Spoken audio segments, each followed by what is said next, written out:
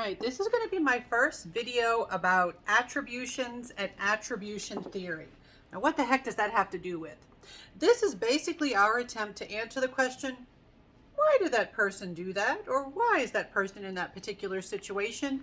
We try to understand and explain other people's behavior with attributions. Sometimes we're explaining our own behavior too, but we're focusing on how we explain other people's behavior, which is not easy. It's very difficult, especially since you don't know a person's full situation. You can't read their mind. We also have issues like cultural differences and just the complexity of human behavior. It can make it very difficult for us to know why someone is engaging in a particular behavior. We're curious. We like to feel like we understand the world. We like to feel like we understand other people. So we are highly motivated to come up with explanations called attributions for why people are behaving a certain way. And so attribution theory assumes that people are naive scientists. All right, we are coming up with hypotheses all the time to try to explain other people's behavior.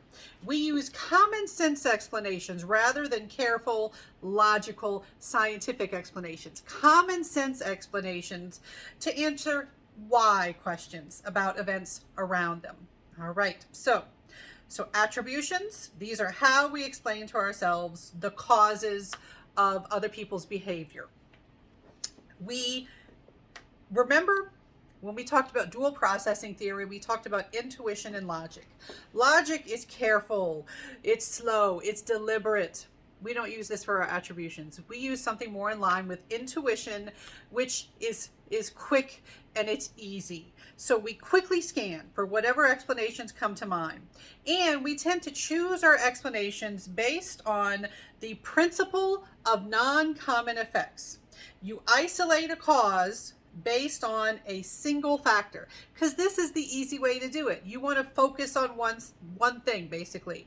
That one thing, it could be a rumor, a stereotype, or a personal preference.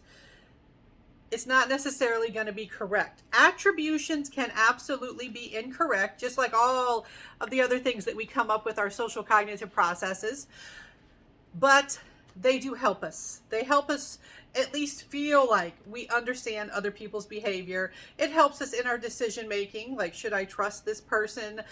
Should I lecture this person for being late for work? There are lots of things they can come up with attributions. And so basically, attributions are another one of these things that we generate as humans that are flawed, but they serve a purpose. So in future videos, I'm going to give you more detail about attributions.